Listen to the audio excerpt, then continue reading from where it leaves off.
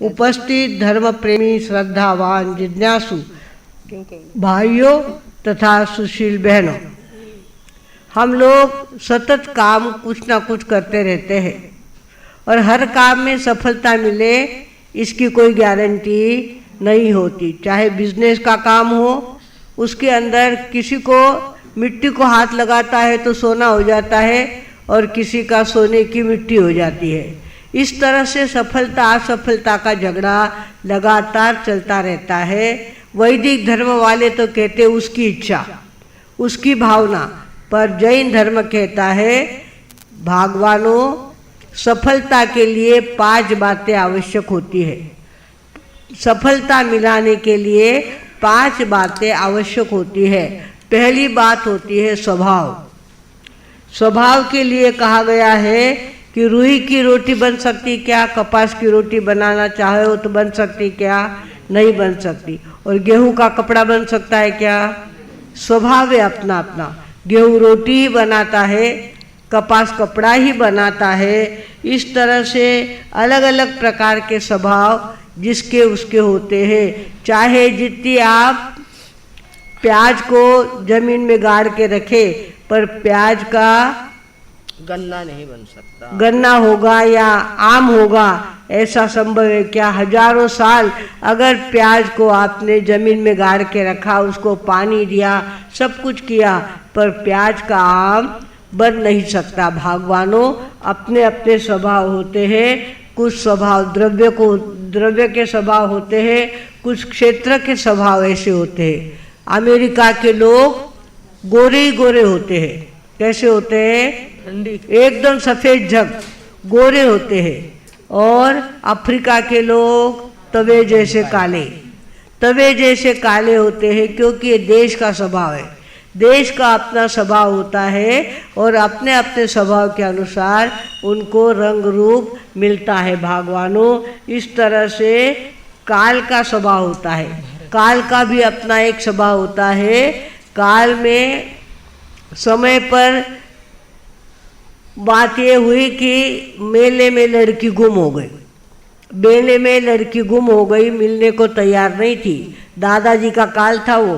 दादाजी ने लड़की को संभाला और ग्राम पंचायत वालों के पास ला के पहुँचाया और कहा कि इसको इसके माता पिता पूछने आएंगे तो इसको लड़की दे देना। उसके बदले में उनको 500 रुपये देने कबूल किए, पर उन्होंने कहा नहीं, हम पैसे नहीं लेंगे, हमारा काम था, हमने किया, लड़की को सुरक्षित जगह पहुंचा दिया, ये हमारा काम था। उसके बाद हमारे पिता का समय आया।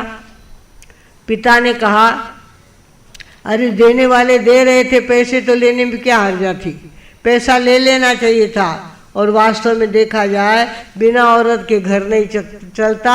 लड़की अगर मिली थी, हम रख लेते तो आज हमारे घर में औरत का अभाव नहीं रहता। हमारे घर में औरत नहीं है, रसोई की रोज पंचायत होती है, उस लड़की को रख दिया होता तो काम बन जाता। ये काल का स्वभाव है। काल का ऐसा स्वभाव है, काल बदलता है जो हर बात बदलती रहती है। भगवानों पहले जंगल के लिए दूर जाना पड़ता था और रसोई घर में होती थी, किंतु आजकल अटैच टॉयलेट हो गया घर में और खाना हो गया, रसोई हो गई होटल में। होटल में जाके खाना खाओ और टॉयलेट के लिए घर का उपयोग करो। इस तरह से काल का अपना स्वभाव बदलता जाता है। और ये हमारे भगवान ने 5 समवाय कहे हैं। 5 समवाय में कहे हैं, उन्होंने बताया पहला स्वभाव, दूसरा काल, तीसरा कर्म, चौथा पुरुषार्थ और 5वीं नियति। 5 बातें जब मिलती है तब बात बनती है। हमको लगता है बात चुटकी में कर देंगे, पर 5 बातें जब तक नहीं मिलती बात बनती नहीं है। बात बनाने के लिए पहले द्रव्य का स्वभाव चाहिए। द्रव्य का जैसा स्वभाव होगा वैसी बात बनेगी। आप अगर आम की गुठली बोएंगे और आप कहेंगे कि नीम का पेड़ यहाँ पे लग जाए, लगेगा क्या? चाहे जितनी प्रार्थना करो, चाहे जितनी पूजा करो, पर आम का नीम होने वाला है नहीं भागवानों। हमें चाहिए हम वस्तु के स्वभाव को समझे, वस्तु के स्वभाव को समझे। कहा गया है मोहरी कांदा उस, मोहरी कांदा उस, एक वाफा भिन्न रस, मोहरी कांदा उस। एक वाफा होता है, एक जमीन होती है जिसके अंदर अगर राई उगाई तो राई का टेस्ट अलग प्रकार का होता है, चरपरा होता है। और प्याज का मोहरी कांदा, कांदे का प्याज का अलग अलग स्वाद होता है। और उसी वाफे के अंदर, उसी जमीन के अंदर हमने गन्ना बोया है तो गन्ना कैसा होगा? मीठा। मीठा। वही बात है, वही सारी बात है, पर अपने अपना स्वभाव होता है। ये द्रव्य का स्वभाव होता है। आप कहेंगे कि मोहरी में से गन्ने का रस निकले तो निकलेगा नहीं, प्याज में से मोहरी का स्वाद निकले तो निकलेगा नहीं। तो अपने अपने स्वभाव होते हैं, अपने अपने स्वभाव के अनुसार वे बातें बनती है। भगवानों, हमें पता है कि किस मिट्टी में कौन सी चीज़ें उगती है। हापुस का आंबा चाहिए तो कहाँ? रत्नागिरी में जो हापुस मिलता है और जगह नहीं मिलता। अंगूर अगर चाहिए तो नासिक जिले में जाना पड़ेगा। स्थान स्थान पर आपको अंगूर के बगीचे मिलेंगे, मीठे अंगूर मिलेंगे और स्वादिष्ट अंगूर मिलेंगे। कहाँ? नासिक में। और इसी तरह से केसर अगर चाहिए तो कश्मीर में जाना पड़ेगा, और चाय अगर चाहिए तो आसाम में जाना पड़ेगा। भगवानों, अपनी अपनी जमीन होती है, अपना अपना उगाने का प्रयत्न होता है। संतरे होते हैं नागपुर में ही अच्छे होते हैं, संतरे नागपुर में अच्छे होते हैं। हम कहें यहाँ उगाए तो क्या फर्क पड़ता है? जैसा जैसा पानी, जैसी जैसी मिट्टी, वैसा वैसा वैसी वैसी उपज वहाँ पे होती है। भगवानों, आप देखते हैं हमारे देश में सवेरे सूरज उगता है, दोपहर में सूरज तपता है और शाम को सूरज ढल जाता है। ये बात अमेरिका में नहीं है। अमेरिका अपने ढंग से अपनी, वहाँ तो सूर्य के दर्शन ही नहीं होते, और सूर्य के दर्शन इनको जिनके हो जाते हैं सारे कपड़े उतार देते हैं, नाचते हैं, good morning good morning good morning ऐसे करते हैं। उनको रोज सूर्य नहीं मिलता, कभी कभी उनके सूर्य के दर्शन होते हैं। भगवानों, इस तरह से वहाँ की जमीन अलग ढंग की बन गई है, पत्थर की जैसी जमीन बन गई है, क्योंकि सूरज की किरणें उनको नहीं मिलती। वहाँ की मिट्टी को सूरज के दर्शन नहीं होते, जिस कारण से वहाँ की मिट्टी भी उपजाऊ नहीं होती। हमारे यहाँ तो हमको रोज सूरज उगता है, रोज शाम होती है, रोज दोपहर होती है, रोज हम सूरज के दर्शन कर सकते हैं। भगवानों, जैसा सूरज उगेगा वैसी मिट्टी बनेगी। इस तरह से अपना अपना द्रव्य का स्वभाव होता है। इसी तरह से जाति के भी अपने स्वभाव होते हैं। तोते को कहो, उसको बोलना सिखाओ तो बोलता है। वो कहता है, तोता मोबाइल में बोलता है, मम्मी मुझे बुखार आ गया है, मुझे बुखार हो गया है। कौन कहता है? तोता कहता है। उसको सिखाया है तो वो बराबर बोलता है, मम्मी मुझे प्यास लगी है, मम्मी दरवाज़ा खोलो। इस तरह से तोता बोलता है। पर गधे को चाहे जितना सिखाओ वो बोलेगा क्या? ये अपनी जाति का स्वभाव होता है। जाति जैसी होती है वैसी बात बनती। छोटी सी चिड़िया होती है, ठेठ आसमान में ऊपर तक चली जाती है। छोटी सी चिड़िया, इतने से पंख होते हैं उसके, पर वो कहाँ चली जाती है? आसमान में चली जाती है। और वही मछली को कहो उड़ कर के ऊपर जा तो जाएगा क्या? नहीं, मछली तो पानी में ही रहना पसंद करती है। चाहे जितना ठंडा पानी हो, मछली को सर्दी नहीं लगती, मछली को तकलीफ नहीं होती। वही आदमी को सुला दो पानी के अंदर 2 घंटे के लिए, ठंडे पानी में सुला दो, वो इतना सर्दी से भर जाएगा, इतना बुखार उसको हो जाएगा। क्योंकि जाति का अपना एक स्वभाव होता है। मछली उड़ नहीं सकती और चिड़िया पानी में बैठ नहीं सकती। भगवानों, इस तरह से न जाने सर्प होता है, इतना लंबा होता है सर्प, सर्प इतना लंबा होता है 6 फुट का, किंतु चलता कैसा है, पीठ के बल पे चलेगा। और वही छोटी सी चींटी होती है, उसको पैर होते हैं, रुबाब से पैर के बल पे चढ़ने वाली कौन होती है, चींटी होती है। और सर्प इतना लंबा है फिर भी रेंग कर चलता है, घसीट के चलता है, उसके पैर नहीं होते भगवानों। इस तरह से गाय के बच्चे में भी बहुत फर्क होता है। गाय आप समजते हो, गायचं दूध आमच्या इथे येतं। गाय कोणती गाय आहे ते बघितलं का तुम्ही? एक गाय होती जर्सी, एक होती होस्टन और एक होती इंडियन गाय।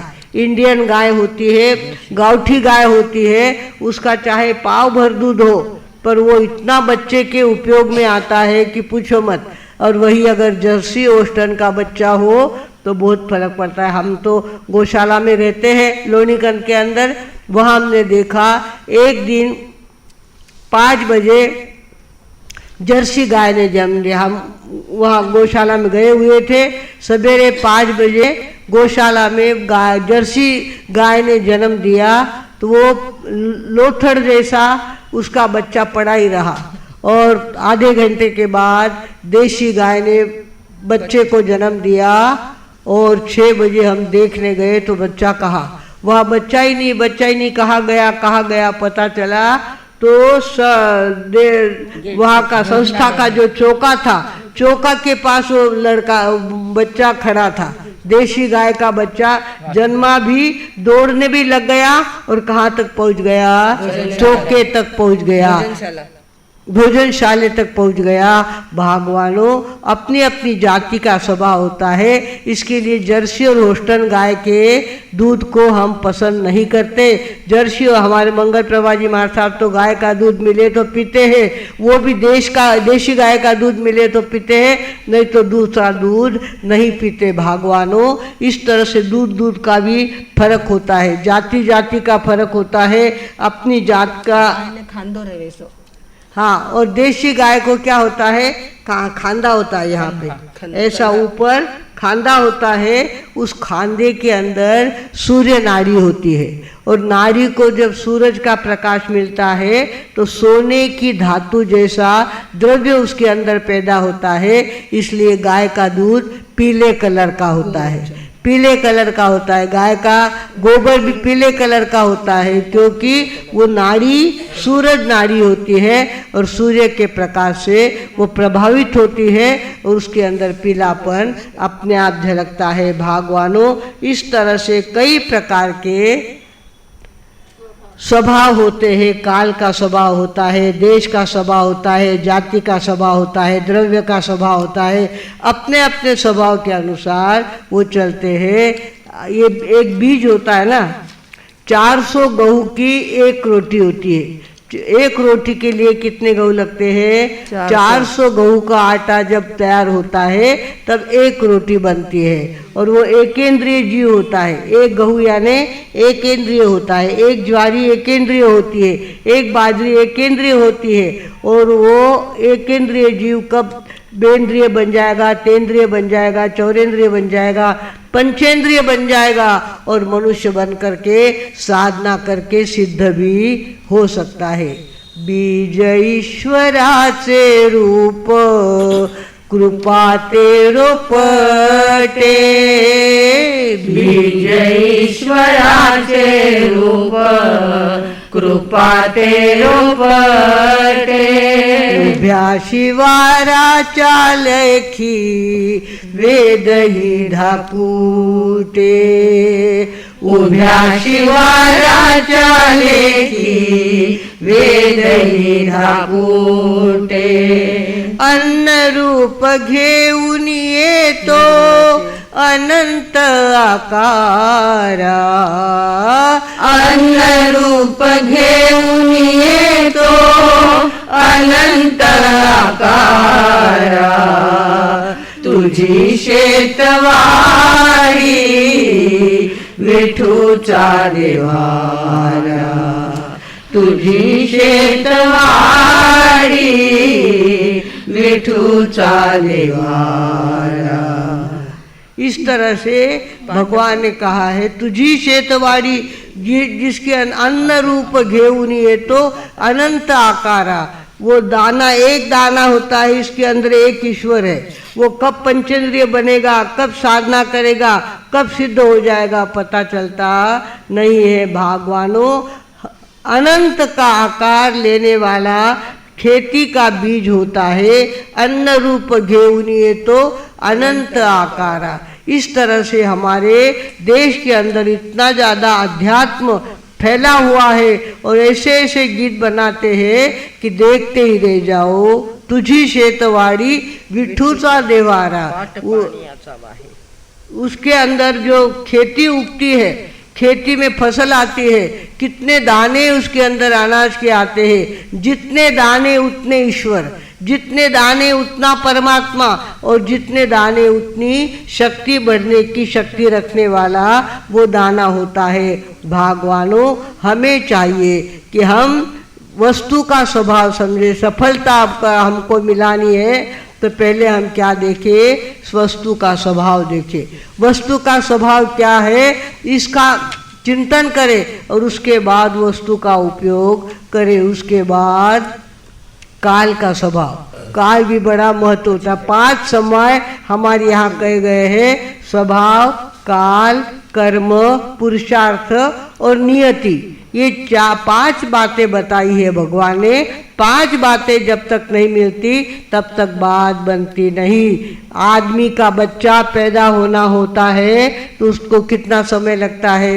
वो कह दे कि बहू को 2 महीने हो गए हैं, अब उसका बच्चा जन्म ले लेगा। जन्म लेगा क्या? 2 महीने में बच्चा जन्म लेता नहीं है। उसको 9 महीने 9 दिन पूरे होंगे तब बच्चा जन्म लेगा। भगवानों अपने अपने समय पर अपनी अपनी बातें होती है। समय जैसा होता है वैसी ही बात बनती है। भगवानों काल का भी अपना एक महत्व होता है। माँ का बच्चा, आदमी का बच्चा 9 महीने 9 दिन में होता है। सभी प्राणियों के अपने अपने समय निश्चित है और उसी समय पर वो पशु हो तो माँ बनती है, पक्षी हो तो माँ बनती है और आदमी हो तो माँ बनती है। भगवानों इस पिता बनता है, माँ बनती है। 9 महीने 9 दिन के बाद माँ बनती है। भगवानों इस तरह से हमारे यहाँ काल का भी अपना एक प्रभाव होता है। हमारे यहाँ उत्सर्पिणी और अवसर्पिणी 2 काल बताए हैं। उत्सर्पिणी ऊपर ऊपर ऊपर जाता हुआ काल, अवसर्पिणी यानी नीचे नीचे आता हुआ काल। घड़ी का काटा होता है, 12 से 6 तक पहुँचे वो अवसर्पिणी काल होता है और 6 से 12 तक काटा पहुँचे वो उत्सर्पिणी काल होता है। उत्सर्पिणी काल में सारी बातें प्रगतिशील होती है और अवसर्पिणी काल में सारी बातें नीचे नीचे उतरती जाती है। देखो पहले हमारे लोगों का स्वास्थ्य कितना अच्छा रहता था। कुछ नहीं, इतनी सी सहान पे घस के जायफल 1 खंड ले बच्चे को चटा देते थे, उसकी तबीयत अच्छी हो जाती थी। और आजकल तो बोतलें इतनी घर में आ जाती है दवाओं की, इतनी बीमारियां हो गई है चारों तरफ, कदम कदम पे बीमारी। क्यों? काल कौन सा आया है? अवसर्पिणी काल आया है। अवसर्पिणी काल के 5वें आरे में हम लोग रहते हैं और 5वें आरे का प्रभाव होता है ये दुखम आरा है। कहीं न कहीं से आदमी को दुख मिलेगा, किसी न किसी, कोई तन दुखी, कोई मन दुखी, कोई धन बिन फिरे उदास, थोड़े थोड़े सब दुखी, एक सुखी प्रभुदास। एक खाली परमात्मा में मन लगाओ तो उतना शांति का समय जाता है। बाकी तो सारा कभी मन दुखता है, कभी तन दुखता है, तन में कभी सर्दी होती है, कभी कफ होता है, कभी पित्त बढ़ जाता है। इस तरह से हमारे शरीर के रोग हमेशा होते ही रहते हैं। अवसर्पिणी काल में और ज़्यादा लोग होते हैं। ऐसे गर्मी के दिन आते हैं तो गर्मी की बीमारियां होती है, ठंडी के दिन आते हैं तो ठंडी की बीमारियां होती है और बरसात के दिन आते हैं तो आजकल भूखसने लागे। बरसात के दिनों में भूख लगती नहीं है, आसमान में बादल होते हैं पेट में भी बादल आ जाते हैं, भूख नहीं लगती, खाया हुआ हजम नहीं होता। और हम लोग कहते हैं आजकल मैंने भूखच लागेली, भूखटू लागेला, पावसाळो चालू है, पाऊस ढग इतना आया है आकाश में, सूर्य की किरण थारा शरीर में मिले नहीं, उन कारण से खायोड़ो हजम हुए नहीं। भागवानों, काल का भी अपना एक प्रभाव होता है, काल भी अपना एक चमत्कार दिखाता है। भागवानों, इस तरह से हमें चाहिए 5 समवायों का हम अभ्यास करें। 5 समय, पहला है स्वभाव, दूसरा है काल, तीसरा है कर्म, चौथा है पुरुषार्थ और 5वीं है नियति। इस तरह से 5 बातें जब तक नहीं मिलती तब तक हमको यश मिलता।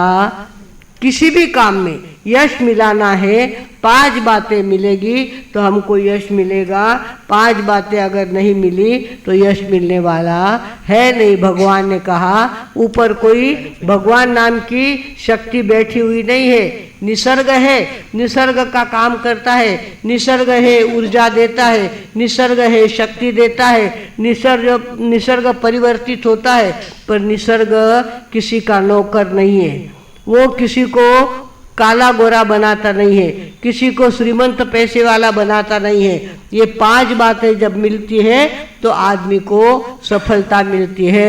भागवानों, भगवान हमारा नौकर नहीं है जो इस तरह से हमारी सेवा करेगा, हमको दुखी बनाएगा, सुखी बनाएगा। भगवान कुछ करता नहीं। भगवान, हर व्यक्ति भगवान बन सकता है, हर आत्मा भगवान बन सकती है। हर आत्मा के ऊपर का कचरा निकल जाए तो अंदर में अनंत ज्ञान, अनंत दर्शन, अनंत शक्ति, अनंत सुख हमारे अंदर ही पड़ा हुआ है। हम खाली कर्मों को बाजू में करें तो अंदर का भगवान प्रकट हो सकता है। हर व्यक्ति भगवान बन सकता है, पर भगवान किसी का सेवक नहीं है, किसी की सेवा करने वाला भगवान नहीं है। भगवान ने आपको काला गोरा बनाया नहीं है, भगवान ने आपको सुखी दुखी बनाया नहीं। जैन धर्म कहता है 5 समवाय जब मिलते हैं तो आदमी को सफलता मिलती है।